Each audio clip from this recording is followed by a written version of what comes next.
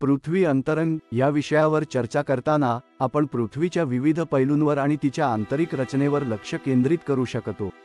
पृथ्वीचे आंतरिक भाग मुख्यतः 3 स्तरांमध्ये विभागले जातात। क्रस्ट ही पृथ्वीची सर्वात बाह्य थर आहे।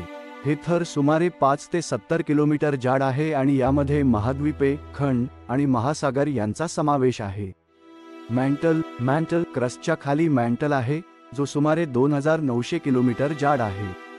हा भाग खूप गरम आहे आणि यामध्ये द्रव्यमानाची हालचाल होते, ज्यामुळे टेक्टोनिक प्लेट्सची हालचाल होते। कोर पृथ्वीतल्या आंतरिक भागाचा तिसरा थर म्हणजे कोर।